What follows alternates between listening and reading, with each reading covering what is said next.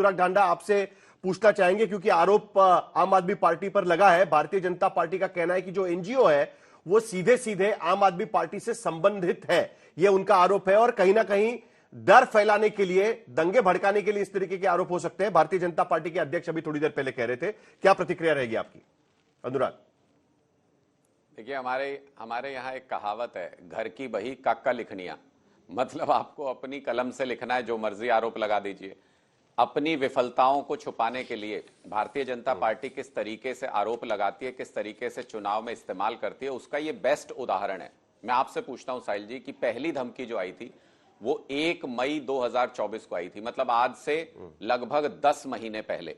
तो पहले तो इनकी एफिशिएंसी का पता चलता है कि कानून व्यवस्था की क्या हालत दिल्ली के अंदर है कि इनको 10 महीने लग गए ये पता लगाने में। और अब जब चुनाव सर पे आ गया है तो ये उस इंफॉर्मेशन को या उस मिस इंफॉर्मेशन को इस्तेमाल कर रहे हैं पॉलिटिकल गेन के लिए। दूसरी बात, ये रोज कॉल्स आती हैं फिरौती की, इतने सारे गैंग्स पनप रहे हैं दिल्ली के अंदर, सारे व्यापारी परेशान हैं, वो नहीं पकड़े जाते। इनसे आज तक कोई एक गैंगस्टर पकड़ा है इन्होंने जो धमकी देके फिरौती मांगते हैं? दिल्ली में हर रोज सैकड़ों व्यापारियों से फिरौती मांगी जा रही है दिल्ली और एनसीआर के इलाके में। अमित शाह जी से वो नहीं पकड़े जाते गैंगस्टर। तीसरी बात, बांग्लादेशी रोहिंग्या आके देश के अंदर बस गए, बॉर्डर क्रॉस करके आ गए, इन्होंने अनुराग, मैंने वही पूछा ना कि आपने मिस इंफॉर्मेशन शब्द का इस्तेमाल किया है इस पूरी प्रेस कॉन्फ्रेंस में। किस बात की तरफ आप इशारा कर रहे हैं कि जो मिस इंफॉर्मेशन आपको लगती है? क्या आपको लगता है कि यह राजनीतिक तरीके से यह किया गया है? किस चीज को आपको लगता है कि मिस इंफॉर्मेशन है? निश्चित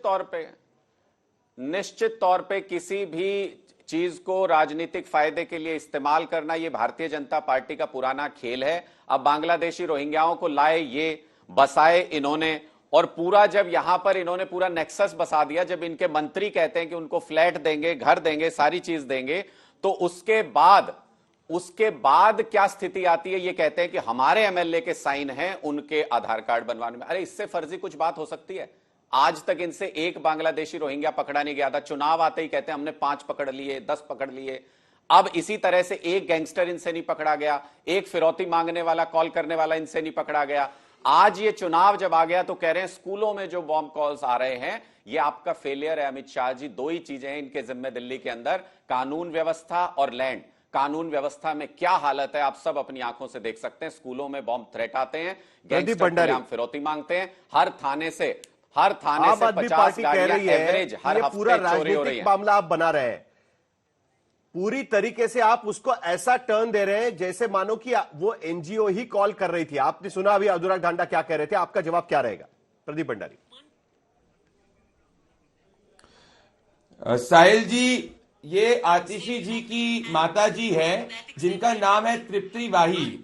जब अफजल गुरु को फांसी हो रही थी, ये अफजल गुरु को कह रही थी एक पॉलिटिकल स्केपगोट और इनोसेंट। जो आतंकवादी अफजल गुरु है, उनको आतिशी जी की जो माता जी का एनजीओ है रेवोल्यूशनरी डेमोक्रेसी, वो अफजल गुरु का महिमा मंडन करता था और अफजल गुरु को पॉलिटिकल स्केपगोट कहता था। अरविंद केजरीवाल जी, अगर याद करिए, जब टुकड़े टुकड़े के नारे लगे थे जेएनयू के अंदर, 3 साल तक वो फाइल पे बैठे गए। 2016 का केस था, 2019 तक उन्होंने अप्रूवल नहीं दिया। अरविंद केजरीवाल जी के खुद के विधायक मकोका के अंदर, जेल के अंदर है, जिनका नाम है नरेश बालियान। उनकी विवशता इतनी थी कि उनकी पत्नी को उसी सीट से उन्होंने टिकट दिया। अरविंद केजरीवाल जी के अमतुल्ला खान जो रोहिंग्याओं को 10,000 रुपए बांटते हैं और राशन बांटते हैं, और जो दिल्ली दंगे के भड़काने वाले केस के अंदर उन पर मुकदमा चल रहा है, वो ओखला से विधायक है। आज आम आदमी पार्टी दिल्ली की सुरक्षा के लिए एक आपदा है। हम कह रहे हैं दिल्ली पुलिस ने जांच करी है। दिक्कत यही है कि अरविंद केजरीवाल जी के प्रवक्ताओं को उनकी व्हाट्सएप यूनिवर्सिटी के अलावा सब कुछ फर्जी दिखता है, इसीलिए उनको इन्वेस्टिगेटिव एजेंसी भी फर्जी दिखती है। क्या यह सत्य नहीं है कि दिल्ली जो एनजीओ है तृप्ति वाही जी की, वो अफजल गुरु का महिमा मंडन करता था? क्या यह सत्य नहीं है कि अभी आज तक नहीं रिपोर्ट करा है कि जो कॉल है जिसके अंदर जुवेनाइल पाया गया वो भी अफजल गुरु की महिमा मंडन करता था? तो ये जांच होनी चाहिए, ये दिल्ली की सुरक्षा की बात है। नहीं प्रदीप भंडारी, मुझे ना जरा स्पेसिफिक आरोप आपका चाहिए ताकि मैं अनुराग ढांडा को यह सवाल पूछ सकूं, और आप दोनों जर्नलिस्ट रह चुके हैं, इसके लिए हमें स्पेसिफिक सवाल पूछने की बड़ी आदत है। ठीक है, तो प्रदीप भंडारी, सबसे पहले मुझे यह जानना है आपसे कि आपका आरोप क्या है। क्या आप यह कहना चाहते हैं कि इस एनजीओ के जरिए ये होक्स कॉल किए गए? क्योंकि अभी थोड़ी देर पहले हमारे संवाददाता से हम पूछ रहे थे तो उनका यह कहना था कि पुलिस ये कह रही है कि एग्जाम नहीं देना पड़े इसके लिए वो जुवेनाइल इस तरीके के कॉल करता था, ये इनिशियल पुलिस को लगता है। अब ये एनजीओ का जो संबंध है उस पर आपका आरोप क्या है? क्या आपको लगता है कि उसके पिता ये कॉल करवाए करते थे, जानबूझकर ये कॉल करवाए गए थे? एग्जैक्टली आपका आरोप बताइए, फिर हम लोग अनुराग ढांडा को पूछेंगे कि भाई उसका जवाब दीजिए करके। प्रदीप भंडारी सबसे पहले।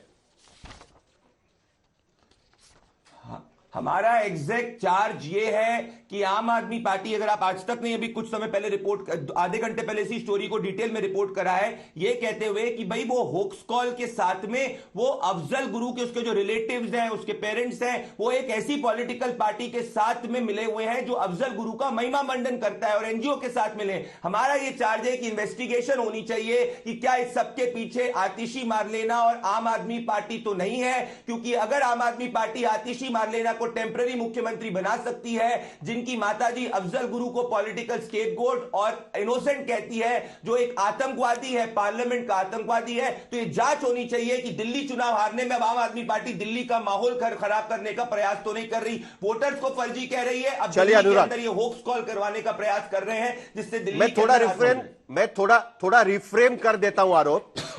मैं थोड़ा सा रिफ्रेम कर देता हूं जो आरोप वो लगा रहे हैं। मुझे जो समझ में आ रहा है वो ये आरोप लगा रहे हैं कि आपकी मुख्यमंत्री और आम आदमी पार्टी के नेता बदनाम करने के लिए होम डिपार्टमेंट को जानबूझकर इस तरीके के कॉल किया करते थे ताकि आप सवाल उठा सके कि दिल्ली की कानून व्यवस्था चरमरा गई है। सही है ना प्रदीप भंडारी? यही आरोप है ना आपका? अनुराग ढांडा से जवाब लेंगे हम लोग। अनुराग ढांडा। मेरा स्पेसिफिक आरोप साहिल जी ये है कि ये लोग, मैं इसको रिफ्रेम कर दूंगा। एक सेकंड, नहीं मेरा एक सेकंड, मेरा एक स्पेसिफिक ये है कि इन्होंने पहली चीज, दूसरी चीज मेरा ये है कि भाई आतिशी, अरे भैया हार रहे हो चुनाव, आतिशी जी की माताजी अफजल गुरु के लिए कैंपेन करती थी, हाँ या ना? ये जवाब दीजिए। आतिशी जी ने कब उसके खिलाफ कुछ बोला, अफजल गुरु के खिलाफ? जवाब दीजिए। आज पीछे से दिल्ली का माहौल खराब करने का प्रयास कर रहे हैं, मेरा चार्ज है। ठीक है, चलिए अनुराग ढांडा जवाब दीजिए, फिर अजय उपाध्याय भी जुड़ चुके हैं हमारे साथ। अनुराग ढांडा जी। मैंने सुन लिया। इनके साथ पता है दिक्कत क्या है साहिल जी, कि ये जो भी आप इनसे सीधा पूछ लेंगे ना कि आप ये कहना चाहते हैं क्या, ये उससे भाग जाएंगे। जिस मुद्दे पे आप इनका सामना करेंगे ये उससे भाग जाएंगे। अब देखो कहां चले गए, क्या बात कर रहे हैं मुझे नहीं पता। आज बात ये हो रही है कि स्कूल के अंदर जो हॉक्स कॉल्स किए गए, जो थ्रेट कॉल्स किए गए, इन्होंने कहा कि वो हम करा रहे थे। मैं इनसे पूछता हूं, ये पूरी लिस्ट है मेरे पास, ये पूरी फहरिस्त है, ये इस तरीके के कॉल्स कभी एयरलाइन में, कभी स्कूलों के अंदर, ये पूरी लिस्ट है। ये पूरी तरह से अमित शाह जी के फेलियर का चिट्ठा है जो पिछले 1 साल से लगातार ये कॉल्स चल रही हैं पूरे अलग अलग हिस्सों में, दिल्ली एनसीआर में एयरलाइंस को थ्रेट करने के लिए, स्कूल को थ्रेट करने के लिए। अरे क्यों अपने फेलियर्स, अरे छोड़िए नेशनल सिक्योरिटी, आप नेशनल सिक्योरिटी बताएंगे? आपका जो आईटी सेल का बंदा था, आईएसआई का एजेंट था, आईएसआई का एजेंट था, आपका बंदा आईएसआई का एजेंट था कि नहीं था?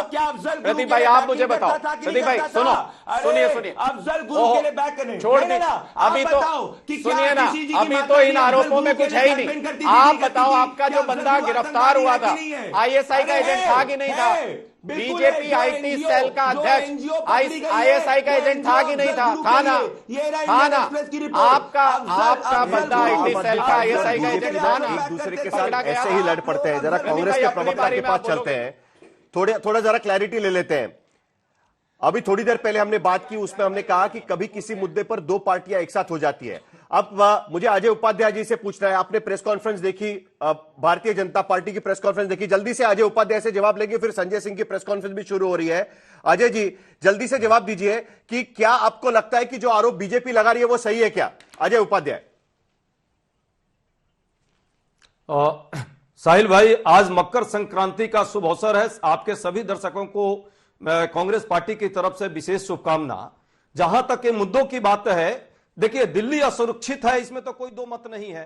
दिल्ली में जिस तरह 2 बड़े बड़े दंगे हुए और नरसंहार की तरह पूरे मामले बने, और ये दोनों पार्टियां कहीं ना कहीं खेल रही थी लोगों के जान से, इसमें भी सब लोग जानते हैं। ये भी कोई आश्चर्यजनक नहीं है, जहांगीरपुरी से लेकर और करावल नगर तक।